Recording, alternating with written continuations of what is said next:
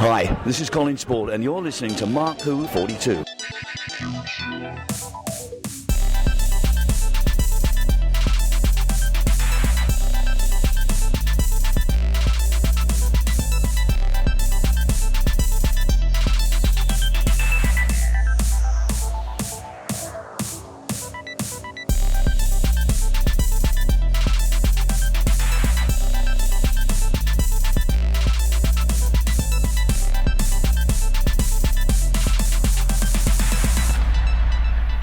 Hello and welcome to another special episode of Mark Who 42's Universe. We are discussing all about Doctor Who in the last couple of episodes because it is Ncuti Gatwa's second series that's coming out now. And we've been doing reviews. And yeah, last week was The Story in the Engine, but we're saving that review for next week along with the Interstellar Song Contest put together. However, and spoiler warning here, in The Story and the Engine, there was a special thing that happened. A person, a Time Lord, the same Time Lord, showed up, and we're gonna. My name is Mark Baumgarten. With me, of course, is Jarrod Cooper, tied to the chair as always. As always, yank him back in. We are gonna talk about the special person that showed up and the ramifications and all about her. Yes, her. Okay, I'll give it away.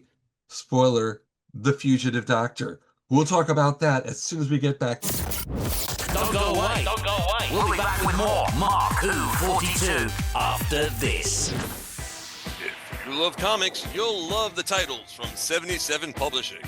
The 77 Comic, voted the best UK indie comic of 2020. They have something for everyone from Blazer, Pandora, and This Comic is Haunted.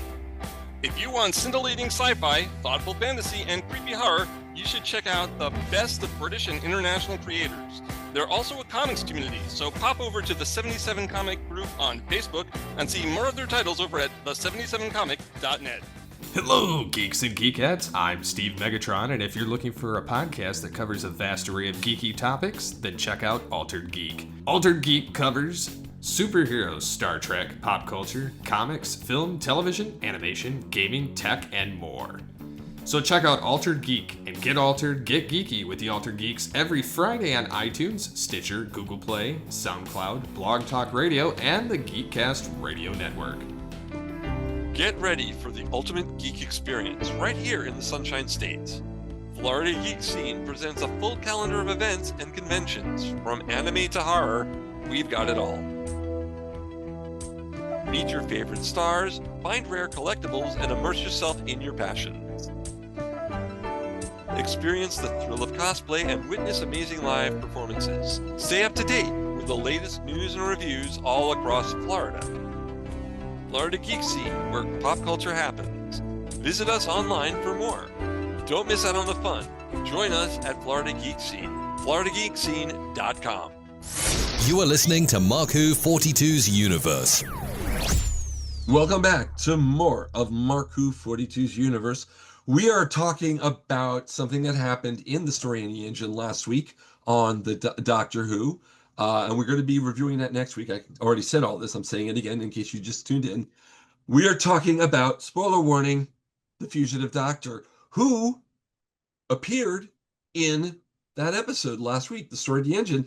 And what's interesting, Ncuti Gatwa's character the Doctor knew who she was and a little about her. And that's a little concerning me. And we'll be talking about that next week when we do that and the Interstellar Song Contest. But today we're talking about the Fugitive Doctor, it's herself or itself or himself or themself. Jarrod, why don't you take us away? So I want to just mention something right off the beat, and I know this is something you're going to say for next week.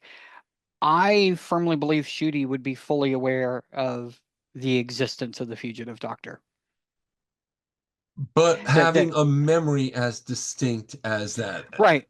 As distinct a memory is one thing, is fine. Right. But you could almost put it down to the Doctor was sitting there staring at the person that was involved in the memory, that would bubble something up. But either here nor there, there were a lot of Doctor cameos in this last week. It involved stories, and there were glimpses of stories from the Doctor's past. Most significantly was Joe Martin reprising her role as the Fugitive Doctor for Woohoo! the briefest of cameos. What was it? 20 seconds, maybe? 20 seconds, but dialogue. New Yeah. dialogue. Yeah. But a lot of people are blowing up every time this incarnation of the Doctor appears. There is a big uproar, and it's well deserved. The Fugitive Doctor is arguably one of the best things to come out of the Jodie Whittaker, Chris Chibnall era of the show. Easily one of the most popular. And there's so many questions around. And when Mark was like, "Hey, we need to do another Doctor Who halftime show this week," I was like, we should talk about the Fugitive Doctor, the history. What do we know? What don't we know? And where does it go from here? Because clearly this incarnation is extremely popular. No less down to the portrayal of Joe Martin, but the writing, the mystery, everything is brilliant. And so, yeah, I figured we would take a couple minutes and talk about what do we know? What do we think we know?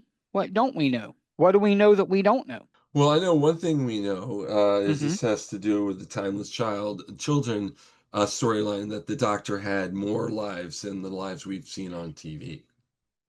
Yeah. Yeah. And That we know. more incarnations prior to Hartnell. Yes. And this isn't new. I mean, if you go back and look at Brain of Morbius, you have that entire thing where Morbius is taking him back in time. A lot of people, and I believe yourself is included in Yeah. this, thought that the incarnations that were seen on the screen prior to Hartnell were meant to be incarnations of Morbius. I can explain why I think that. Okay. Because Morbius's plastic shell that was holding its brain exploded, meaning there must have been some losing in Morbius's department. And when you lose, that's when your past regenerations showed up. So the fact that there was an explosion, the 4 pictures before the explosion, the Doctor must have been winning. Right. Yeah, that's And my reasoning. I get that. I, even as a kid, understood that to be adventures before Hartnell. Yeah. Even when I first saw it the first time, Okay.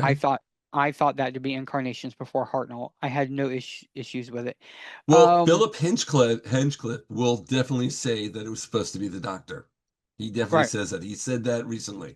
So my retconning is wrong, according to canon, if there is such a thing as canon in Doctor Who. But yeah. And yeah, it's a whole thing, because I have no problem with there being incarnations before. One thing that I find interesting is because people, when Chibnall brought all this around, people were yelling and screaming about, "Oh, this is changing the show, blah, blah, blah, blah." This idea of there being hidden incarnations of the Doctor, and, eras that we didn't see, eras that we saw, has been around for 40 years, maybe. Yeah. I recently am re-listening to some of the earlier Big Finish, The and Unbounds? no, No. Oh. to the main range. I listened to Shadow of the Scourge by Paul Cornell, Okay. and there is a reference to events and people and incarnations hidden in the Doctor's mind, because in that audio adventure, they do spend some time inside of McCoy's mind, the McCoy Doctor's mind, and Bernice sees the McGann Doctor and goes, "Oh, look, he's fit. Who's that?" But there are other things that are seen and mentioned, like this has been hidden. So I was like, well, this kind of a thing is not a new concept, that there are eras. I mean, even if you look at the classic series, the thing that we're going to bring up for new series listeners, there is a concept known as Season 6B. I love 6. Season 6B. I totally agree with Season 6B. I find that valid. Season 6, for new series listeners who don't know what we're talking about, Season 6 was the end of the Patrick Troughton era. And at the end of the original War Games, it was very open-ended. You never actually saw Troughton regenerate into Pertwee. So all you saw is at the beginning of the next episode, Pertwee fell out of the TARDIS. How much time had passed, etc. There is a theory in fan lore, and I buy into this as well, it's not a thing, that there were more adventures there where the Doctor got sent doing dirty work for the Time Lords, as it You know what was. I was watching right before we started this? Mm-hmm. The Two Doctors. Yep, that's what I was about to Season bring up. 6B, right there. Yeah, 100%. The story of the Two Doctors is a clearly or older Troughton traveling with a clearly or older Jamie. And the easiest way to explain it, if you wanted to just say, oh, well, the actors got older, etc., it fit into season 6B. Now, I brought up season 6B because season 6B is somewhere that people have hypothesized that the Fugitive Doctor could live. That's where I originally thought until we learned about the Timeless Child. Yeah. And it would make sense. So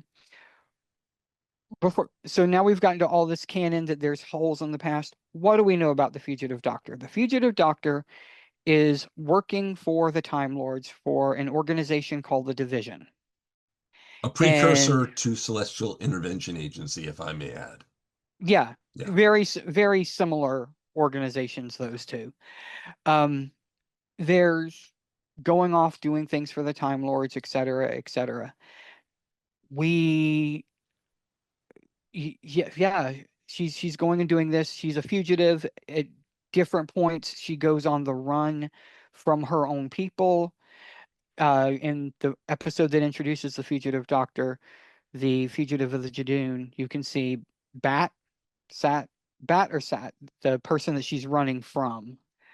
And a companion, by the way. You see, we've actually met two companions of the Fugitive Doctor. Yeah.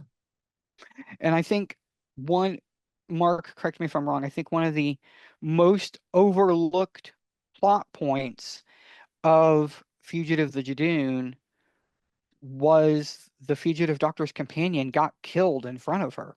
Yeah. By the Jadoon.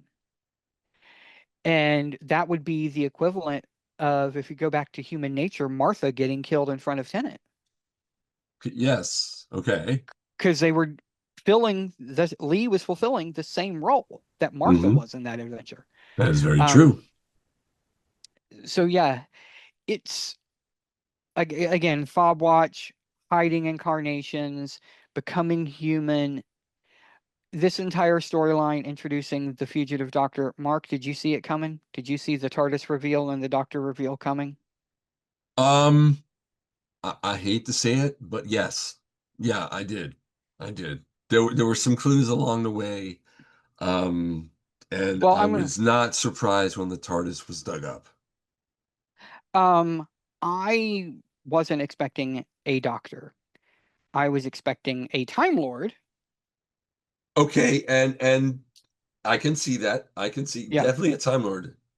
I don't remember what exactly made me go police box Doctor. But something in there. I definitely knew a Time Lord. Somewhere in there I knew, and I cannot remember what the actual cause was. I'd have to watch the episode again to pinpoint exactly where it was. So yeah, it was a great reveal. Blew up fandom because this is the second time we had visually seen a hidden Doctor, as it were. Although Mark, we've had three now. We had the War Doctor, yes, John Hurt. We had the Fugitive Doctor. And if you count Rogue, we have Richard E. Grant. That is true. We do have Scream of the Shotgun Doctor. Yeah. And where does he fit? Well, I actually want to talk about that next week. Well, no. I'll tell you where he fits, because we're going back to we're in a different universe, the story universe, and thus maybe one of the previous Doctors that we actually see are not actually. Maybe Eccleston in this universe is actually Richard E. Grant. because Richard E. Right. Grant was supposed to be the ninth. So again, it fits my story and alternate universe that I've been talking about since before the giggle. And you know what? That makes perfect sense. One of the things that I find interesting, especially considering the Fugitive Doctor, they've done a lot of revisionist history. That's the way I'm going to put it. Okay. If you read the paperback, the Target novelization of Rose that came out, there is actually a reference to the Fugitive Doctor in that. In Huh. the in the board that Clive has in his office, where he Right. has where he had all the pictures of the Doctor. Obviously, in the aired episode, it was nothing but pictures of Eccleston, because that was who it was at that point. But in the novelization, they've changed it to be all sorts of different incarnations, and one of the ones that's there is the Fugitive Doctor. Is this the illustrated book you're talking Yeah, about? Yeah. Okay. I have a copy. I haven't read it yet. I need to look at it. Now yeah, I definitely have to look at it. yeah. So I'm just like, this is cool. Um, Again, we've seen this Doctor a lot more on screen than I think anybody ever expected. And I think that's why people were kind of intrigued by this cameo that happened last week, because she's being brought into current day. And, and she's still around. She's still And having. and Go on. it was a Chibnall character. It was in the Chibnall era, and Russell is using it just like he's using the Timeless Child. He's using it. He's Mhm. not just throwing it away. It is not a throwaway. The Timeless Child is not a throwaway. It continues. I'm okay with the Timeless Child. I have no problems at all with the It Timeless. took me a while, but yeah, now that, definitely when we talk about the fact that how do you even have canon in a show about time travel, Right. there's more of I'm not as angry about it anymore. I do accept it. But believe me, And our reviews of the shows back then, I was livid. But no, I can handle the Timeless Child. and it's like you said, there's alternate universes, there's unbound universes, etc. As long as there's a good story to be told, let's just get rid of the technicalities and have a good adventure. Yeah. Um, but speaking of Target books, we've got 3 more coming in January. I'm kind of excited about that. We don't know what episodes they are, but there are 3 Target novelizations scheduled for January, written by Jenny Colgan, Matt Jones, and Joseph Lidster. One, you can probably assume that the Reality War 2-parter is going to be one of them. I think Lucky Day will be because they did a 73 yards last year. So I'm thinking Lucky Day might also. So Yeah, that leaves one left. yeah. So we'll see. Maybe the hotel, maybe the Christmas special. Christmas special, definitely could be a standalone story. Robot Revolution could Hmm. work, but Robot Revolution is already being. It's one of is the. it already? Oh, that's right, Yeah, because they're already. Yeah, I forgot they already had a list. What is the current list that's coming up, or just about the it's the first 3. It is Robot Revolution, Lux, and the well? the Well. The Yeah, Well. The Well is being done by Gareth Powell. Lux is James Goss, and Una McCormick, who is a favorite one of mine, is doing Robot Revolution. We're also getting Empire of Death by Scott Hancock. But we divulge. So yeah, we have a incarnation of the Doctor, the Fugitive Doctor, really good.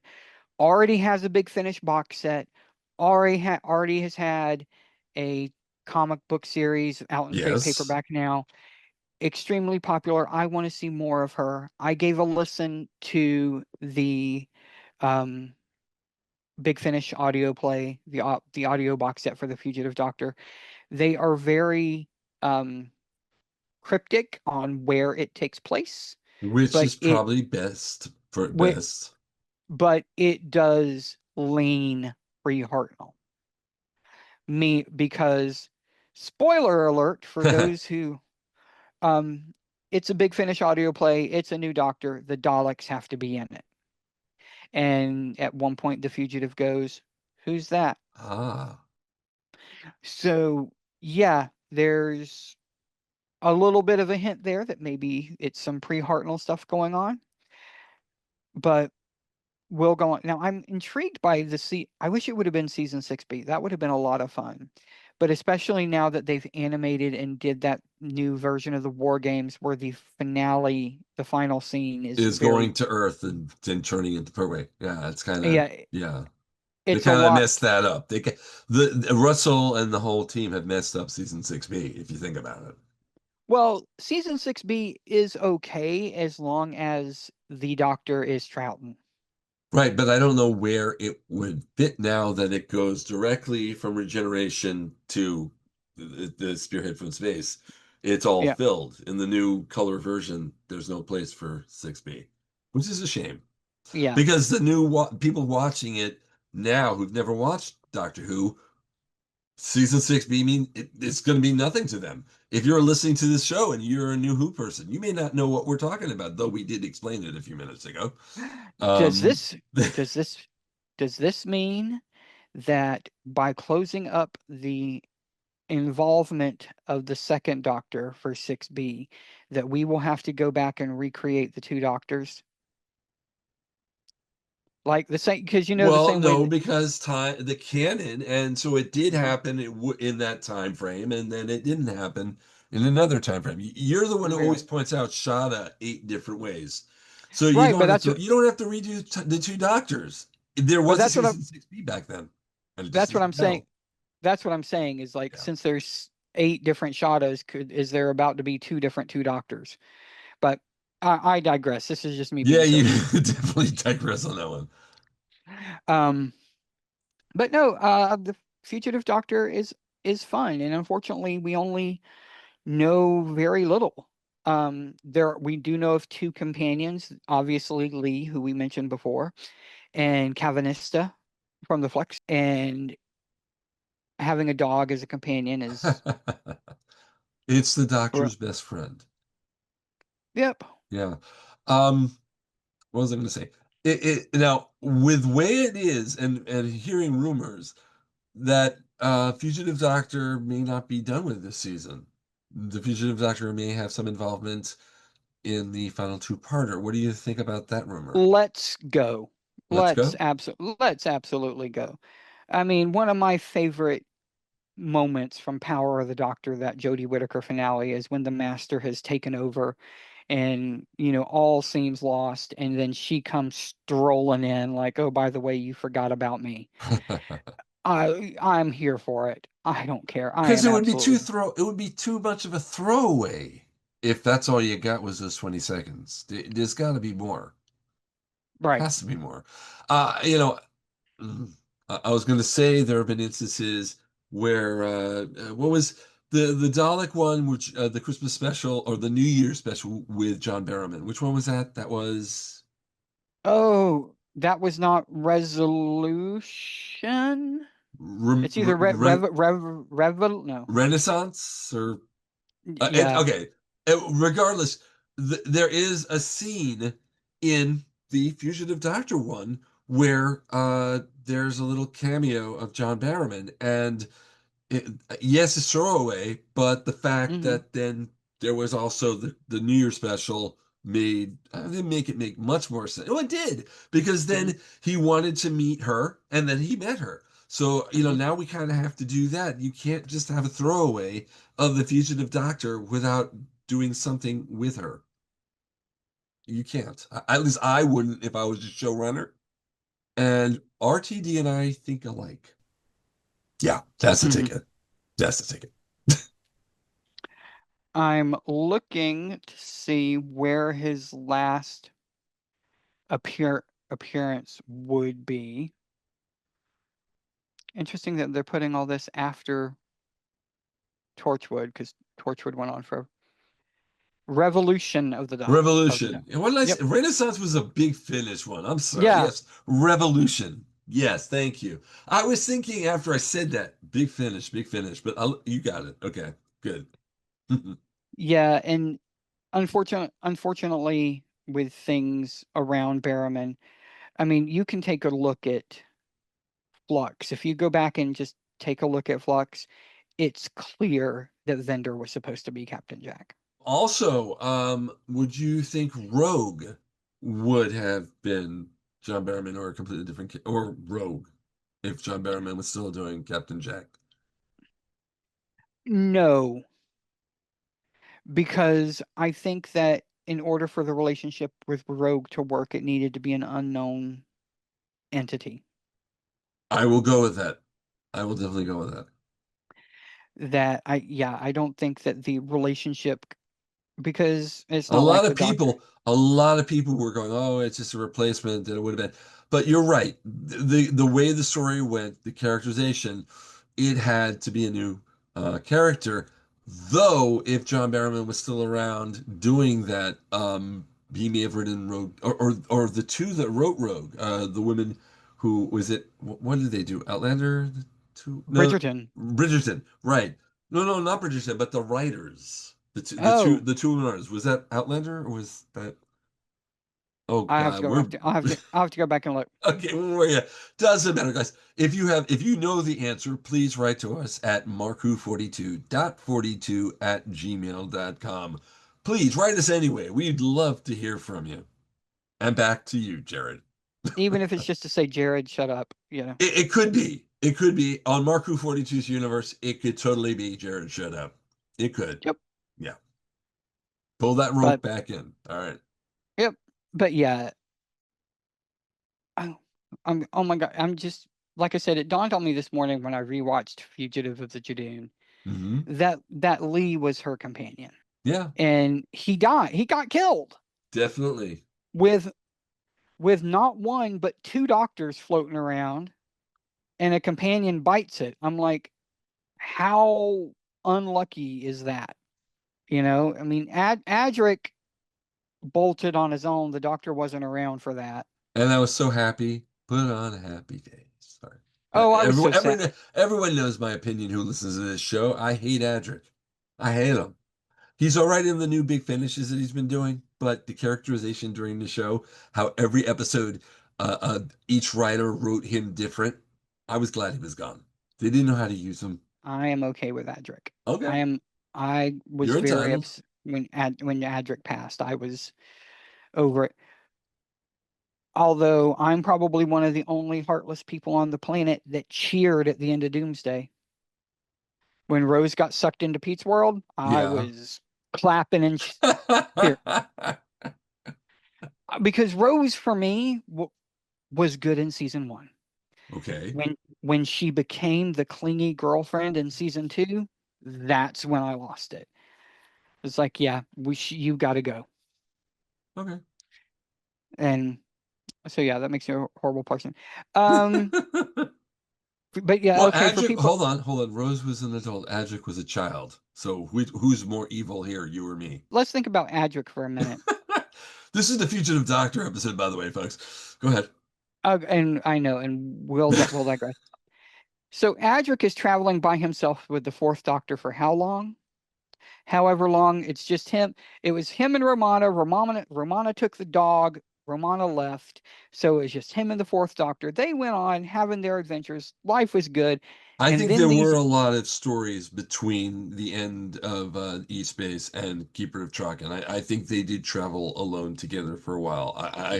It's the only reason I can think that he stayed with the Doctor so long after he regenerated, because he had such Mhm. a bond with the previous Doctor, and now this Doctor, okay, I'll give him a try because he's part of what I do.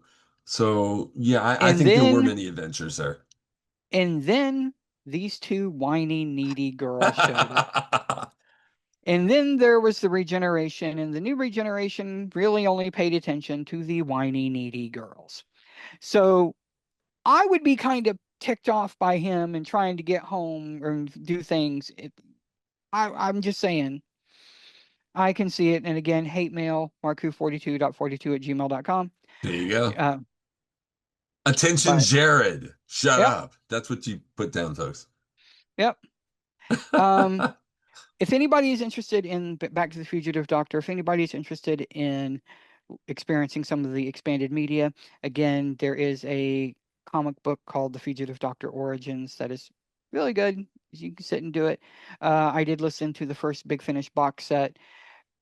Again, there is no required listening going into it. If you know that the Fugitive Doctor exists, you're good. Really nice guest cast on that one. You have Alice Krige, who was the Borg Borg Queen in Queen. the Borg Yeah. Queen, as a recurring, I would say villain, but in more, but not really a villain, more of a antagonist. Yeah, really, really fun. They are releasing the second box set. We are recording this May 14th. I believe it comes out in June. So Okay. yeah. It, Oh, so in 2 weeks or 3 weeks or 4 weeks, somewhere yeah, soon, next month. Yeah. soonish. Yeah. Soon-ish. So yeah, that's all our little chat I wanted to have about the Fugitive Doctor. We can now move on to anything you have that you want to speculate on, Mark, because I want to speculate next week. I want to speculate okay, on our show. okay, I think we're going to end this here. A very short episode. Short okay. episodes are good once in a while. Next week, we are going to review The Story in the Engine, which was last week's episode with the Fugitive Mhm. Doctor, and the Interstellar Song Contest, because you know what this week is? Eurovision! Party in the house! Eurovision is going on, and the finals take place on Saturday. And just before the finals is the Interstellar Song Contest. So we'll have that review as well as last week's review on the next episode in, I would say, 6 days, maybe 6 days away from us right now, because it is a Wednesday and it usually drops on Tuesday. So yeah, should be coming up So in 6 days. if you were listening to this and you were looking for something to pass the time, Mark, I don't know how much time you have spent floating around the internet. I have seen now the funniest Doctor Who meme I have seen in years. And it's brilliant, and I am here for it. The people are amazing. And for listeners that do or do not know, there is a show on YouTube, and there's a tie-in show for Doctor Who called Doctor Who Unleashed. Yes. And at the very end of of every episode of Doctor Who Unleashed, they say, "We have an exclusive clip from next week's episode, blah, blah, blah, blah, blah." And they managed to find the most monotonous, pointless 5 to 10-second clips that they can find. Clips that tell you absolutely nothing, and that's their exclusive clip. Well, Mark, the internet has done what it does, and they are now creating their own clips from Doctor Who seasons past that fit that mold. And it is the funniest stuff I think I've ever seen. My favorite one is somebody says, "All right, upcoming clip next time on Doctor Who." And it cuts to Partners in Crime. Uh-huh. Literally that scene of Donna walking past the stalls in the bathroom, going in and sitting down. And that is the exclusive clip from next. And then there was one that did Aliens of London, and what you get is the Doctor and everyone sitting around the TV, Jackie coming in with a mug of tea, sitting down, and that was your clip. Okay. And they are finding the stupidest clips, and I am living for it because if you can't laugh at this stuff, you've got to. Yeah. All right. That's about all we have time for, Jarrod. Yep. Okay. Well, short episode, only about just over 30 minutes. My name is Mark Baumgarten. My guest is Jarrod Cooper. You've been listening to Mark Who 42's Universe. We'll be back next week with our review. So long until then. Bye, everyone. Adios. You've been listening to Mark Who 42's Universe. Hosting the show are Mark Baumgarten, Vicky Jakubowski, and Juan San Miguel. If you'd like to leave a comment for us, please email us at markwho42.42@gmail.com. Mark Who 42's Universe is produced and directed by Mark Baumgarten. Copyright 2025.